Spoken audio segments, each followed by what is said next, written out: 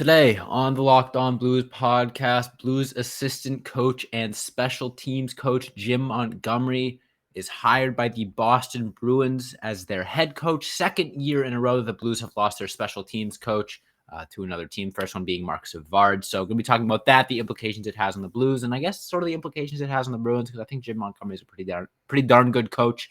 Also, going to be talking about a couple trade rumors that the Blues may find themselves in, including Ryan McDonagh. Gonna be a busy episode. Make sure you stay tuned.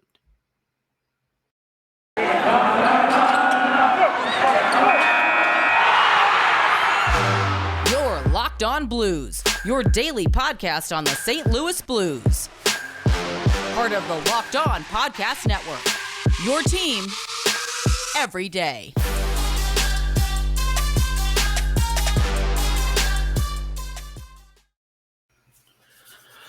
Ladies and gentlemen, welcome back to the Locked On Blues podcast, part of the Locked On Podcast Network, and your number one source for daily Blues content. I'm your host, Josh Hyman. Got a busy episode for you guys today. A couple little pieces of offseason news, like I said.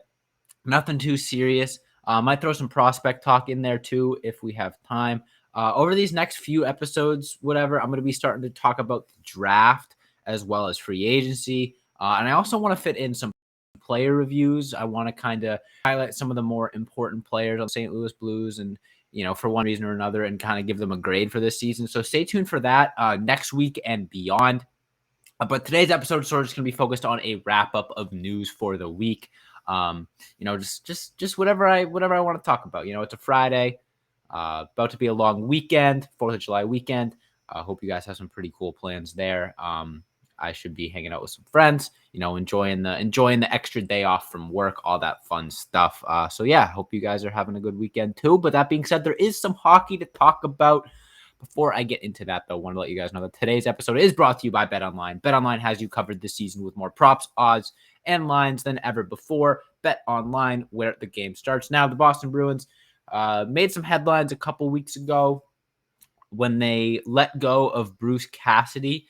In a move that I said on the podcast, which I thought was just sort of a scapegoat move for them. I think that Bruce Cassidy is a tremendous coach. I think that he worked wonders with the roster that he was given on that Boston Bruins team, and was just unable to overachieve as much as the management wanted, I guess. He was given a bit of a rough hand in terms of the roster he was dealt, but he still was able to produce one of the perennial best teams in the NHL. Obviously made a Stanley Cup final just a few years ago against the St. Louis Blues. Don't know if you guys remember that one. But yeah, I think Bruce Cassidy was a great coach, and it, especially me being from the area, I was, had more of an insight into the coaching process for the Bruins. And it seemed like that they just wanted a scapegoat, ownership and management. Don Sweeney and that bunch weren't on the same page with the coaching staff. And I think a lot of fans were in the agreement that coaching should stay and ownership should change, general manager and owner and all that fun stuff. Obviously that's not what happened. Bruce Cassidy took the fall and was let go as coach of the Bruins. Now he was the coach for, I think, like 6 years before he was fired, something like that. One of the longer tenured head coaches in the league. So it could have just been a matter of, he started to get tuned out by the players, that sort of thing. But regardless, Bruce Cassidy was let go and then pretty much immediately hired by the Vegas Golden Knights. So that says everything about his talent, his skill level. So it was pretty impossible for the Bruins to upgrade at their coaching position. I said it at the time that I think the only way they could have really come close to upgrading or even like hired an even coach would be if they hired Barry Trotz, who has said that he isn't even potentially returning to coaching right away. He's going to take some time to do his thing. So they ended up hiring who I think is going to be a great coach for them in Jim Montgomery. Montgomery had some success in Dallas as the head coach. But, he had a lot of his success behind the St. Louis Blues bench working on their special teams. The Blues had great special teams last year. They really struggled on the penalty kill 2 years ago.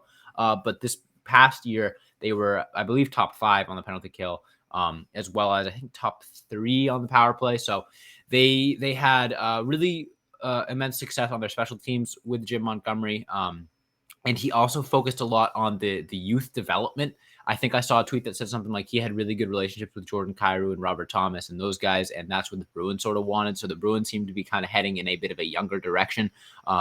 which is interesting because they don't have a ton of youth on their roster right now, but whatever. So I think for that reason, that's perfect as well. I know that the young guys, I mean, look at Thomas and Kyra. They both have had breakout seasons in the last few years. So it's going to be great in that aspect. Obviously, it sucks for the Blues. So in this upcoming second segment, I'm going to be sort of delving into what the loss of Jim Montgomery might mean for the St. Louis Blues and what they can kind of do to, hopefully ease the pain of losing such a special teams genius like they did when Mark Savard left. So make sure you stay tuned for that. But before I get into that, I want to tell you guys about BetOnline. Now, betonline.net is the number one source for all your betting needs and sports info. You can find all the latest sports developments, league reviews, and news, including this year's NHL playoffs and Major League Baseball. BetOnline, I don't know why it says still NHL playoffs. Apologies there. That's over. BetOnline is your continued source for all your sporting wagering information, including live betting, esports, and scores. And BetOnline.net remains the best spot for all your sports scores, podcasts, and news this season. BetOnline.net is the fastest way and easiest way to check in on all your favorite sports and events, including MMA, boxing, and golf. So head to the website today or use your mobile device to learn more about the trends in action. BetOnline, where the game starts. And I'll be right back with the second half of today's episode.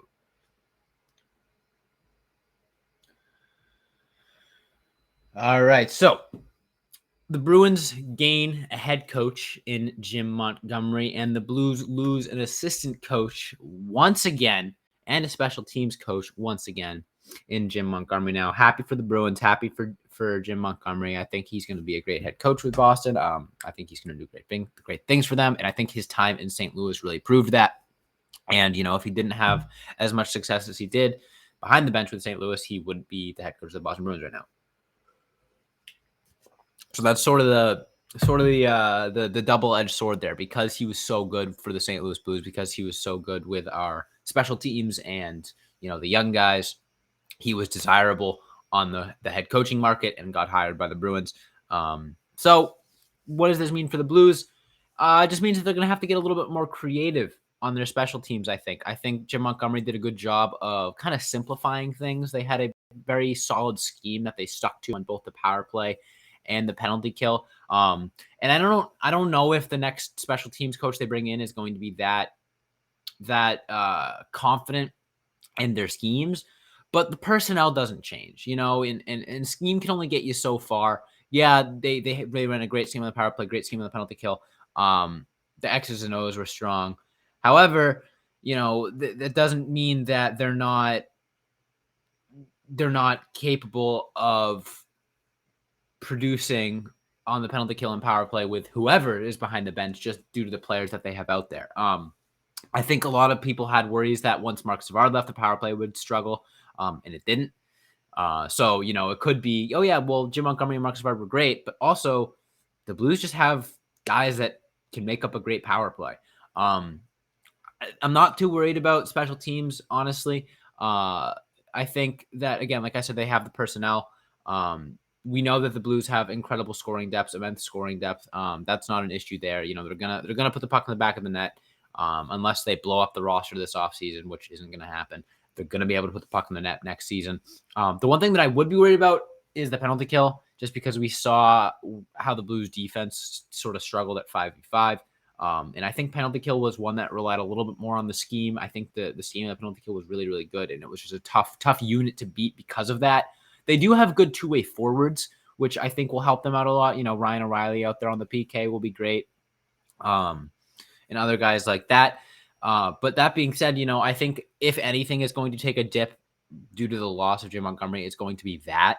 I don't think it's going to be a significant dip, but I don't know if the Blues are going to have a top 5 penalty kill in the league next season just because of that. Also, just because, again, I think it was a little bit unsustainable regardless. Just due to their defensive struggles. Now, that being said, the defense of this team could look rather different in next season, depending on what the Blues do. And one name that they could go after is Ryan McDonagh, which I'm going to be talking about here in a few minutes. But regardless of that, so yeah, penalty kill. I think it could use a little bit of work in terms of coaching. I think Jim Montgomery brought something really special to that penalty kill, and the Blues are going to have to try to find that magic. And it's not like, they can't use his schemes anymore, and he didn't share his schemes with the other coaching staff. So it's not like they just lose all sense of identity. They just don't have sort of the mastermind running it anymore. But I have faith that the Blues are going to find someone good, most likely internally, if I had to guess, to work that position. in terms of, being in charge of special teams, but it could be an external hire. Who knows? But I think that they're pretty knowledgeable throughout the coaching staff of what worked for the special teams. And I think, we're going to see shades of that heading into next season, and throughout next season. But it's going to be interesting to see. I'm curious to see if they sort of switch up the scheme or keep it as is, sort of keep the traditional penalty kill style that they were going for, or maybe they switch it up and go for something a little more abstract, depending on who comes in and who's in charge of that. So it's going to be interesting to see there. Before I get into the Ryan McDonagh talks, because I think that is going to be pretty much the chunk of the episode, I do want to just, talk about a few things that I found pretty funny from the parade, all that good stuff. Couple funny moments there. So the first thing that I thought was funny was Erik Johnson getting introduced to speak. I think it was Landeskog. I want to make sure I get this right. I'll check later, and if I'm wrong, I'll tweet it out or whatever. But I think it was Landeskog. I'm not sure. Someone was speaking and was going to introduce Erik Johnson and introduced him as the old word that starts with F that I can't say, which I thought was really funny because I remember when Erik Johnson was, the first overall pick. I wasn't a huge Blues fan at that point, but I was a hockey fan. So I feel like that's one of the first players that I've seen kind of work throughout their whole career and turn into an old from being a rookie. So it was cool to see him, win the cup. And obviously his time in St. Louis didn't work out the way that we hoped, and him being the number one pick was disappointing, but I think he's a great guy with a great personality, and it was just funny to see that sort of thing. So I wanted to share that. And then the other thing that was hilarious was Bowen Byram, who, to be fair, does look like he's like a 19-year-old frat boy, getting almost escorted out of the parade by the police. Bowen Byram was over by the little, what's it called? The metal railing where all the fans are standing behind, and he was there, I don't know, drinking with one of them or something like that. And then he goes to go back to the parade, and he gets stopped by a cop, like, hey, buddy, don't hop the fence. Go back there. And he's like, what are you talking about? And he's like, the cop's like, no, you gotta get out of here. We're not allowing fans in the street. And then Bowen Byram's like, I'm literally on the team. And then him and the cop share a laugh, and he goes back out there. But I just thought that was funny. Check it out on Twitter. I'll probably retweet both of those things when I'm done recording this episode. So if you want to see what I'm talking about, you can go check that out. But yeah, just wanted to share a couple funny things, things in hockey that make me smile. It's nice to see a team like that. Most of those guys, I think, I could be wrong, but I think most of those guys are first-time Stanley Cup winners. I don't remember off the top of my head which of those guys, if any, had won one previously. I know the Blues were all first-time Stanley Cup winners, which was awesome. Another great thing, their coach Jared Bednar. Guess he's a little bit of a sad drunk because he gets up there to do his speech and he's crying right from the beginning, talking about the sacrifice of the teammate. But man, I just love Stanley Cup parades. I think the Stanley Cup truly is the hardest trophy to win in sports. You put so much blood, sweat, and tears into it. I mean, we saw the injury list.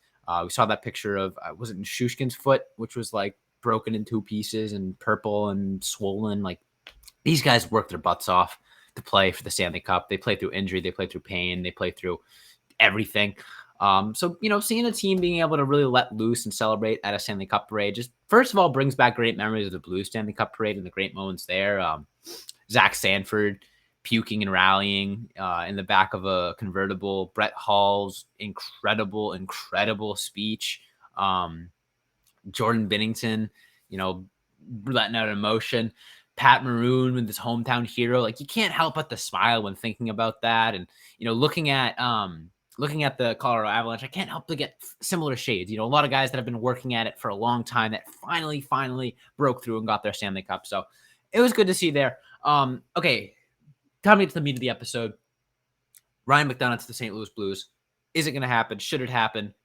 Make sure you stay tuned for this third segment because I'm going to be diving into it, but we'll be right back with a word from our sponsor.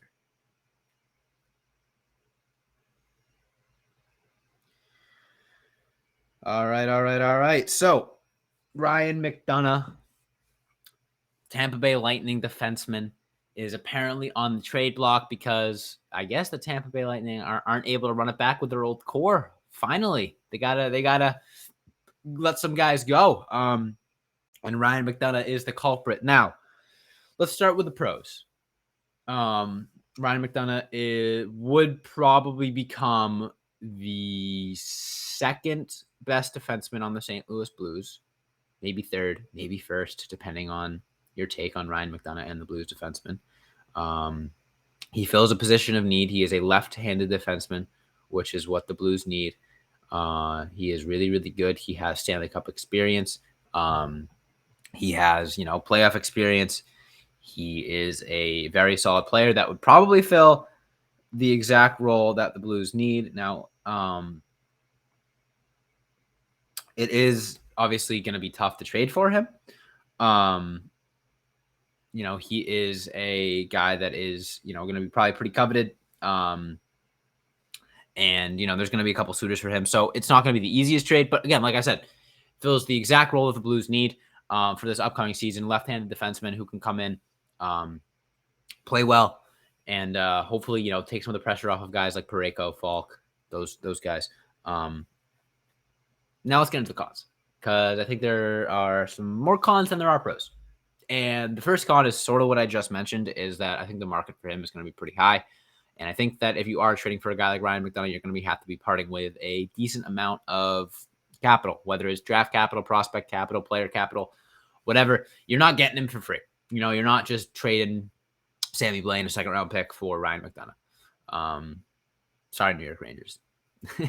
But, yeah, I mean, it's going to take a lot to get him. And then the other big con for me is he's 33. He's making like $5 million a year for the next 4 years.